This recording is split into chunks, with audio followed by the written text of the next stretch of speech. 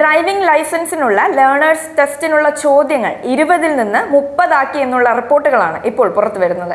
ഇതിൽ 18 ശരിയുത്തരം, അതായത് 60% മാർക്ക് ലഭിച്ചാലേ ഇനി മുതൽ ലേണേഴ്സ് പാസ്സാവാൻ സാധിക്കൂ. നിലവിൽ 20 ചോദ്യങ്ങളിൽ 12 എണ്ണത്തിന് ശരിയുത്തരം നൽകിയാൽ ലേണേഴ്സ് പാസ്സാകുമായിരുന്നു. ഓരോ ചോദ്യത്തിന്റെയും ഉത്തരത്തിനുള്ള സമയം 15 സെക്കൻഡിൽ നിന്ന് 30 സെക്കൻഡായി മോട്ടോർ വാഹന വകുപ്പ് ഉയർത്തിയിട്ടുണ്ട്. അതുകൊണ്ട് തന്നെ ഉത്തരം എഴുതാൻ സമയം കിട്ടുമോ എന്ന് ആലോചിച്ച് പേടിക്കേണ്ട. പുതിയ രീതി ഒക്ടോബർ 1 മുതൽ പ്രാബല്യത്തിൽ വരുമെന്നാണ് പറയുന്നത്. ലേണേഴ്സിനുള്ള പരിശീലനത്തിനും മോക്ക് ടെസ്റ്റിനുമായി MVD ലീഡ്സ് ആപ്പും ഗതാഗത കമ്മീഷണറേറ്റ് പുറത്തിറക്കിയിട്ടുണ്ട്.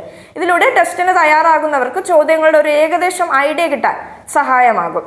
അതേസമയം ഡ്രൈവിംഗ് സ്കൂളിലെ ഇൻസ്ട്രക്ടർമാർക്കും റോഡ് സേഫ്റ്റി സർട്ടിഫിക്കറ്റ് നിർബന്ധമാക്കിയിട്ടുണ്ട്. ലീഡ്സ് ആപ്പിലൂടെ ഇൻസ്ട്രക്ടർമാരും ടെസ്റ്റ് ഇനി മുതൽ പാസ്സാവണം. എങ്കിലേ ഇനി മുതൽ ഇൻസ്ട്രക്ടർമാർ ലൈസൻസ് നിലനിർത്താനാകൂ. മോട്ടോർ വാഹന വകുപ്പ് ജീവനക്കാർക്കും റോഡ് സേഫ്റ്റി സർട്ടിഫിക്കറ്റ് നിർബന്ധമാക്കിയിട്ടുണ്ട്. പരീക്ഷാഫലം ജീവനക്കാരുടെ വാർഷിക റിപ്പോർട്ടിലും സേവന കാര്യങ്ങളിലും ഉൾപ്പെടുത്തും. ഉടനെ ലേണേഴ്സ് ടെസ്റ്റിനായി തയ്യാറാക്കുന്നവർ ഇതൊന്ന് മനസ്സിലോർക്കുന്നത് നന്നായിരിക്കും.